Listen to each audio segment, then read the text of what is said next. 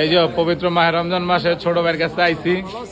আলহামদুলিল্লাহ ভাই, তুমি তো টুপি মুপি লাগায় পুরো অস্থির। রমজান মাসে পুরো পাড়ে আছো, একটু পাড়ে পুড়ে আছো। বাইরে একটু কাচ্চি মাচ্ছি দেখাও, মামলা মামলা দেখাও। কাচ্চি আছে তোমার? এটা কি পিস কয় টাকা করে ব্যস্ত আছো? গরুর কাচ্চি কয় টাকা করে? 140 টাকা। এই আমগো কেয়ানিগঞ্জে গরুর কাচ্চি দেন 140 টাকা করে। এটি সব কি রসমালাই? মেয়ের গরুর মাংস, রসমালাই না। আচ্ছা 12 আমার লিগে, ভাইয়ের লিগে একটা গরুর কাচ্চি 12 ভালো দেখা বারবার, ঠিক আছে? তুমি ছোট ভাই মানুষ। আর তো আলু কে গোছে চেতে লাগে বেশি, আলু দেখা যেতেছে।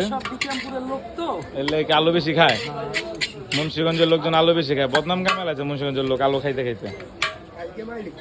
ওই দেখেন ভাই জিনিসটি দেখেন, নলি নাই না? আমি একটা নলি খাইতে পারলাম না, মনে আফসোস। রমজান মাস যেতেছে গা, এখন তো একটা নলি খাইতে পারলাম না। চাপ আছে না? একটা দেই বক্কর চক্কর মোটামুটি পিস হইব। আচ্ছা হইছে,